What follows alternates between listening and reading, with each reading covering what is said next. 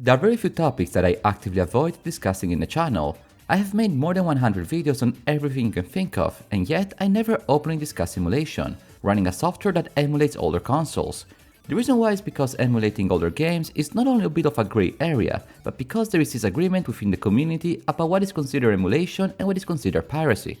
To illegally download a recently released title purchasable in any digital store, say Hollow Knight Silksong, it's seen by virtually all as the wrong thing to do. But what about to download a 20-year-old game released on a console no longer supported? Is that fair game? After all, at most you can buy older games and older consoles second-hand, so for the OG developers, where's the harm in that? To combat this reality, many developers started porting older titles to newer consoles, a good way to incentivize retro gaming without resorting to external means.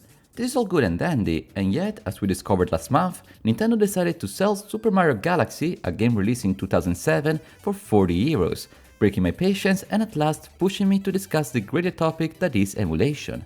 To put it in simple terms, it is my opinion that the only way to combat the bad practice of selling older retro titles at ridiculous prices is to emulate older video games, either via PC software or by homebrewing an already owned console, without buts and without howevers.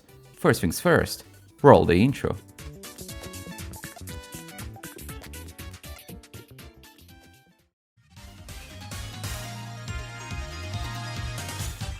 Video games have become quite expensive in the past years, both to make as well as to buy them. Rather than to focus on smaller, more creative projects, as I suggested publishers do in my video regarding AA titles, developers are doubling down on high-risk, high-reward bestsellers that do nothing but to raise the bar of how much we now think a game should cost. But we are not here to discuss that, rather to discuss why on earth a title released in 2007 is €40 in a Nintendo Switch 2 store. Alright, now I'm picking on Super Mario Galaxy because it was the straw that broke the camel's back, but my concern goes beyond the sole example. Why are digital older games sold for more without a proper reason? Donkey Kong Tropical Freeze was a Wii U game that was sold for $20 when it was part of the Nintendo Select series, and yet with the Switch 2 version it's triple the price. Super Nintendo and Game Boy Advance games cannot be bought individually at a few euros like it used to be on the 3DS and on the Wii, but rather require an active paid membership that, once removed, erases your whole retro library. And don't get me started on the paid Nintendo Switch 2 editions. You get the gist. There is, in my opinion, a great disrespect for retro gaming, mainly from Nintendo, that tries to squeeze as much as possible from their consumers over games 10, 20, 30 years old that used to be sold for peanuts. The exact same Super Mario Galaxy was sold on Wii U for €20 10 years ago, and yet now it's more expensive? I would ask the follow-up question, why is that? But realistically, we all know money is the answer, or better yet, the problem. So, since the situation has reached a breaking point, I do want to share my 2 cents on emulation, both as a software that can digitally simulate a console and also homebrews, fan-made modifications to consoles that allow you to edit your own device with external apps. Starting off with the former, were you aware about the fact that it is quite easy to emulate older consoles? Any console released before 2005, like the DS, the PS2, the 64, all the way back to the Nintendo Entertainment System, are ridiculously easy to emulate and run on virtually all modern hardware. My phone can run and play the Dolphin, the emulator used to play GameCube and Wii games, and even my older PC with a GTX 970 could run PS3 games without a hiccup. I will not dive into the specifics on how this is achieved technically, but in short, the difference in computing power is so vast that it takes little effort for a software to mimic an older system. An old Nintendo 64, for instance, runs on 4 MB of RAM. My current PC has 32 GB, 8,000 more times the memory. Even the average phone with its 4 to 8 GB of RAM dwarfs an old Game Boy Advance with its 500 KB. And now we're only talking about RAM. You can imagine the same ratio to be similar for things like the CPU, GPU, and storage memory. For scale, I believe the whole Nintendo DS library, with her 3000 plus games, can fit in this microSD card, a memory stick that can be bought for around $20. So, with a great work of coding and a little bit of magic, fans have created emulators of all sorts of consoles, even more recent ones like prototypes for the PS4. To add salt to the big publisher's wound, these emulators often come equipped with a myriad of customization options and even graphical enhancements. The Dolphin, for example, can upscale games up to 1080p, 4K and even 8K. It can also play anti-aliasing, force widescreen, add shaders, save states, mods, netplay, overclock, debugging, recompilers, and even simulate motion controls. It does not even matter what controller is connected to your PC, from a common DualShock to the most obscure third-party thing you got laying around your house. Emulators will accept everything, no questions asked. You now understand many people's frustration when they see official emulators used by Nintendo, Sega and Sony to sell one game at a time for very high prices, without even half of the upgrades listed beforehand. I'm not demanding that any of these publishers give their old games away for free, but when the option is between a free, easy to download emulator and a ridiculously expensive bare-bone experience, you can foresee what people are going to choose. Homebrewing a console, either home or handheld, is quite similar to emulation, not much in the function itself, but in the results the user gets. In principle, it is the act of modifying the operating system for the console to tweak the BIOS in order to have full access for all its features and fan-made creations. Let us say you have an old console like the Wii U, where no new games were released since 2017, there are no new updates since 2018, and the online store and services are closed from 2023. Conceptually speaking, even if you would like to buy an old game on a digital store, it would be impossible, resulting in a de facto obsolete piece of plastic.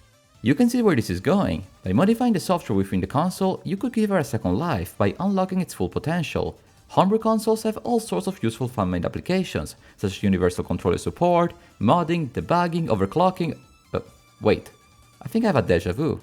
Think of homebrewing like an emulator but running on the console that is being homebrewed. In fact, there are even fan-made emulators specifically made to run on homebrew consoles. I believe the PS Vita, for instance, can run PSP, PS1 and PS2 titles, apart from of course games made specifically for the portable Sony console. Yes, as you probably figured out, a homebrew console has access to its entire game library, quite the open secret if you Google it and search for it for like 30 seconds. Perhaps the word homebrewing is slightly familiar to the average player, but believe me when I tell you this is no rocket science either.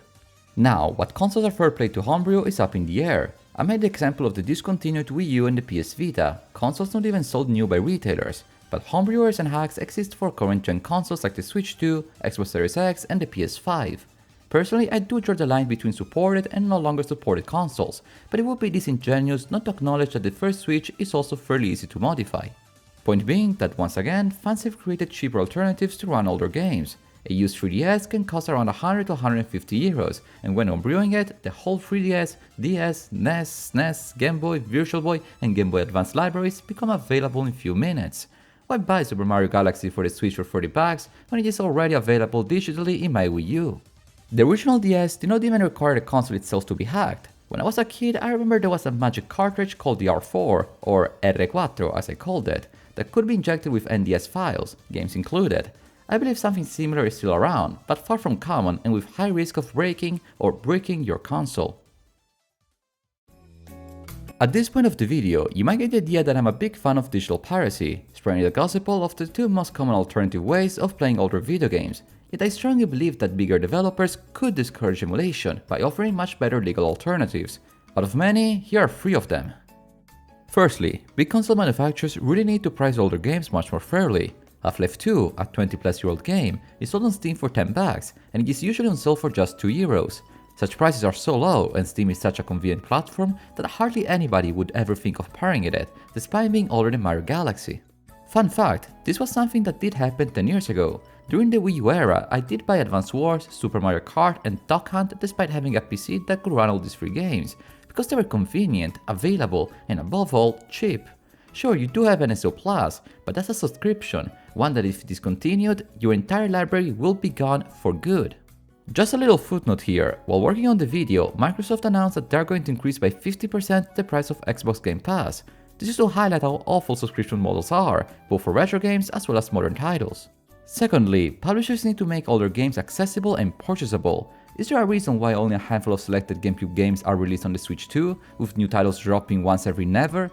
If I want to play Mario Party 5 for the GC, what am I supposed to do? Wait for the Switch 3? Is there a reason why Yoshi's Woolly World is still to this day stuck on the Wii U, despite not using the Padone? I can understand that not all titles can be ported over. The charming affordable space adventure really cannot work on another platform, despite being a game I rate highly, but that is an exception, far from the rule. If people do not have the option to buy an older title, do not be surprised when they will get it via another mean.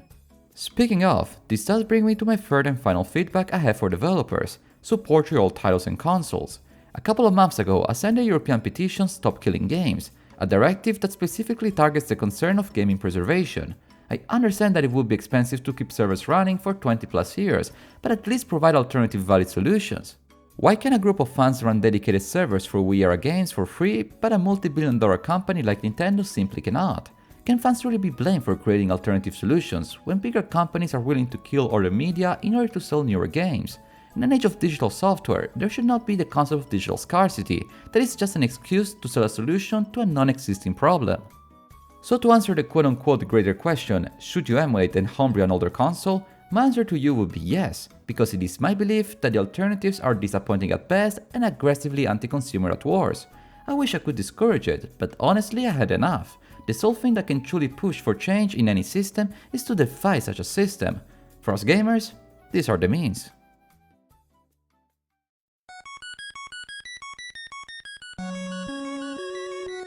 The world of emulation and homebrewing is actually quite more vast than this video made it out to be. From all sorts of different games to all sorts of different consoles, emulation is an active part of gaming history and will remain such for the years to come. So, should you play Super Mario Galaxy? Absolutely, it is a wonderful game. Should you buy it at full retail price even after 20 years from release? That is, for you to decide. If you made it this far, I wanted to thank you one-to-many Emulators times for watching today's video. I try to keep my videos positive and not to go on rants, but I suppose that infamous Nintendo Direct got the best of me. Despite my discussion, I do hope for a brighter future where companies would meet the customer in the middle rather than to further drift away. Who knows, there might still be hope. I wish you all a wonderful day, and until next time, arrivederci.